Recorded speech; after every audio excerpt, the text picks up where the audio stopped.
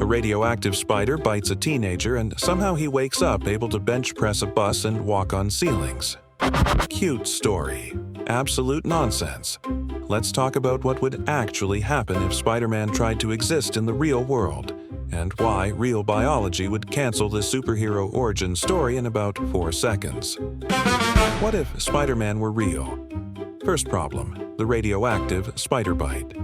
In reality, radiation doesn't hand out superpowers, it hands out cellular damage. A radioactive spider bite wouldn't give you wall-crawling abilities. It would give you a trip to the emergency room and, several years later, possibly a very awkward conversation with an oncologist. And here's the real kicker. Spider venom and human biology don't really do power transfers.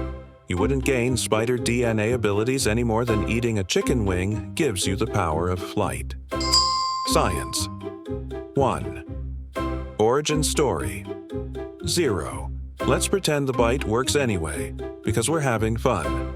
Spider-Man's strength is often explained as proportional to a spider. Except here's the joke biology plays on us. Small creatures are strong relative to their size because of physics, not magic.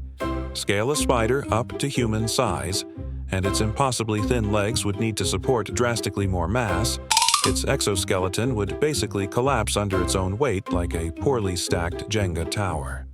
In other words, real spider-scaling physics gives you Spider-Man's proportions, not his powers, and it gives you a guy who can barely stand up, let alone swing between buildings. Now the fun part, web-slinging. Spider silk really is absurdly strong for its weight, pound for pound, tougher than steel, genuinely impressive. Hollywood didn't lie about that part, but here's what the movies conveniently skip: the stopping force. Every time Spider-Man swings and suddenly changes direction, his body would experience massive jolts of deceleration, the same kind of force that gives race car drivers neck injuries at much lower speeds. Do that swing, after swing, after swing, building to building, and you're not looking at a superhero. You're looking at a guy accumulating an Avengers-tier chiropractic bill. So here's the real what if.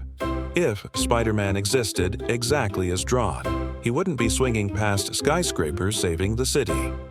He'd be in physical therapy, filing a workers' comp claim against a spider, and telling literally everyone that radioactive bugs are not a home remedy.